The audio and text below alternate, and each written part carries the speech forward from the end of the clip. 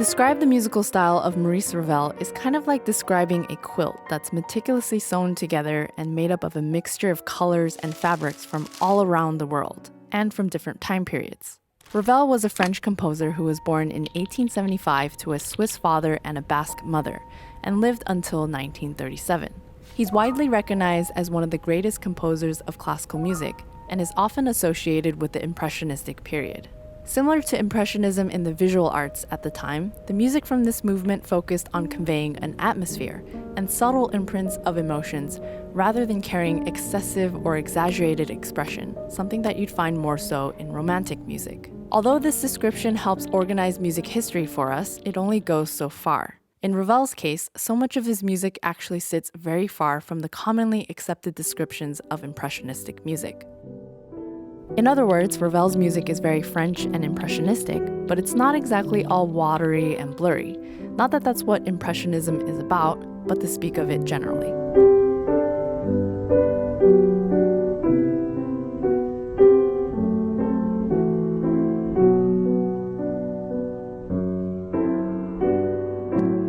To start off, looking at some areas of inspiration evident in Ravel's music can give us a better idea of his style. We find a lot of elements of Baroque and Renaissance music, such as counterpoint, strict forms, elaborate yet poised ornamentation, and symmetry in his music.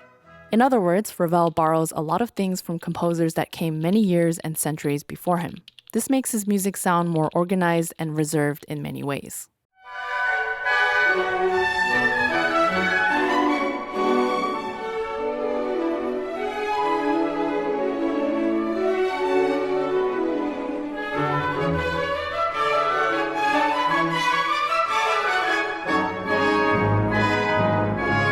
Influences from distinct cultures from all around the world are also present in his music. For example, these include the use of extended harmonies and complex rhythms from American jazz and the blues, dance rhythms, scales, and forms from folk music originating from France, Spain, Russia, and Italy, among many other countries, and sonorities from Indonesian gamelan music and music from other parts of Asia. In other words, Ravel's music is quite multicultural.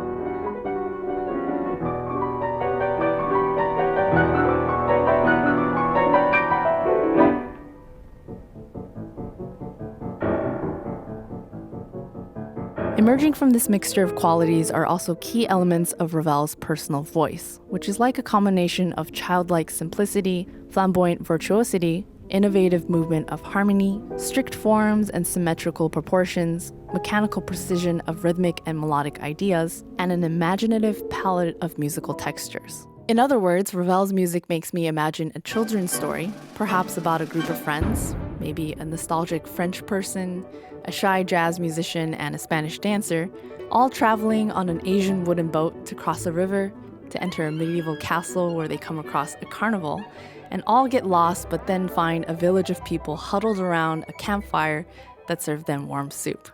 Now, following the tradition of these How to Sound Like videos where I honor the composer's birthday, let's go directly to the piano and look at how all of these things might translate into music. Ravel is very ambiguous. That's why I like him. All right, so let's focus. We have, obviously, the melody.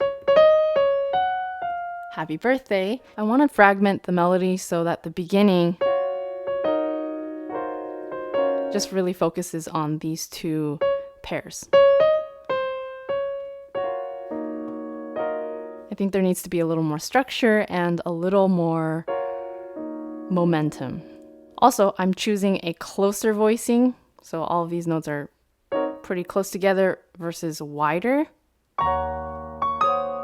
Any spacing that has these rubs, I'm trying to go for something with a waltz-like quality. Let's see. But this is a little too obvious. When Ravel makes something sweet, it has a little undertone of something nostalgic. No, this is a little too suave.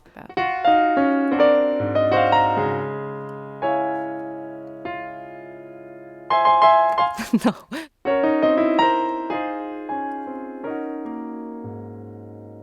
Okay, so that wraps up that section.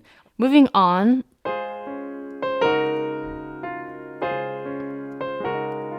Ravel has a lot of sections where you have one space and then you go to another place and you come back, then you go back. This sort of back and forth thing. We need something otherworldly. Okay, I like that. This is a little too mushy. Maybe it's time for another flourish. So something kind of like how water spews out somewhere. We need more happening. So more bubbles in the water. Okay, so we have enough bubbles and enough splashes here. Now we need to return to somewhere where it's delicate. So even when something is extremely delicate in Ravel's music, there's always something very solid about it, something that just holds everything together, almost like a very delicate flower, but frozen inside a perfectly shaped geometric block of ice. So something like this is a little too loose.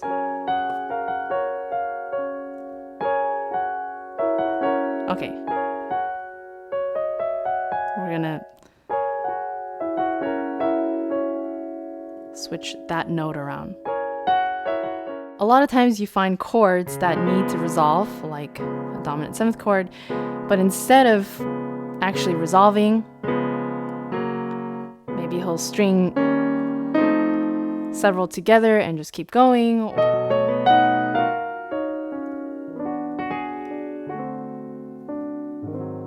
Slightly heartbroken. Yes, okay, so something like this where I imagine just more lacing this. Okay. I'm gonna have to practice this later, but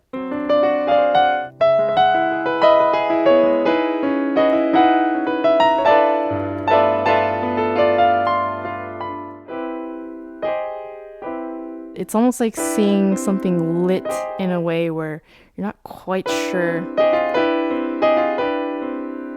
whether it's getting darker or getting lighter. Nah.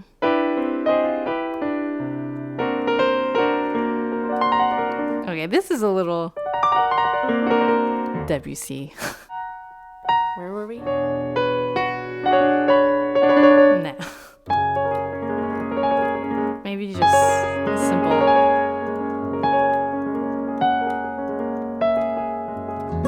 Whoops.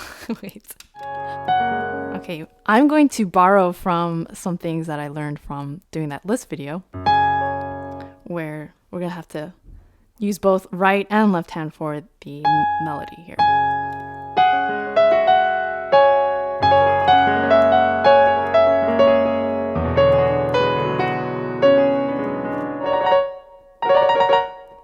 A little tremolo that's interlocked. Either that or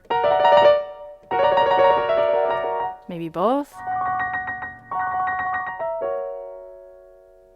Where there's just one more little leaf that kind of blows in the air at the end. Okay, I have enough notes now to practice this, and while I do that over the next few days, I'll probably have a better idea of what things I want to keep, and I'll have some adjustments made along the way. So I'll check in with you in a few days.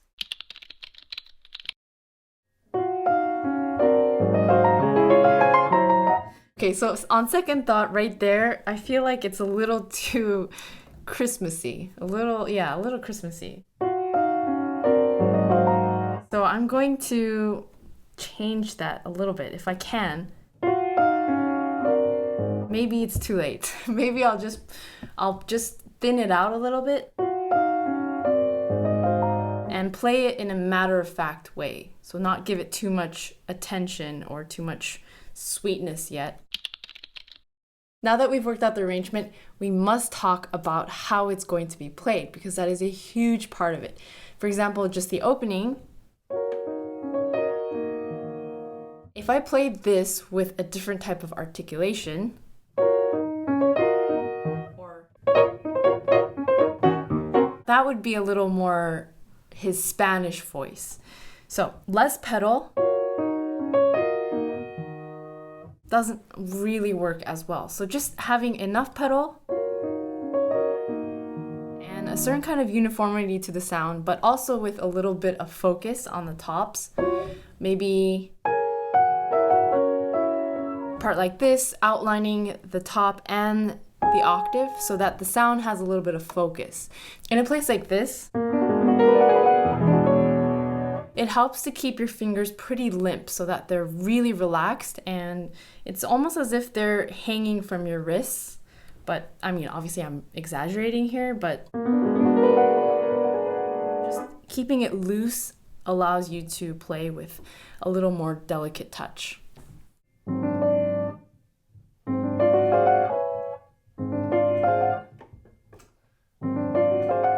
Regarding time and pacing, I'm going to be using as little rubato as possible, so nothing too exaggerated in terms of pushing and pulling the time so much. For example, something like this.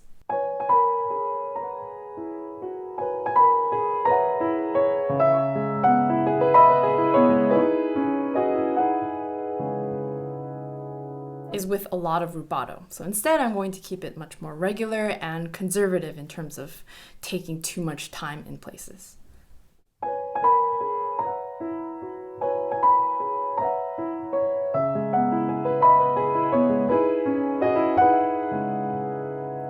Okay, I think I'm ready to record.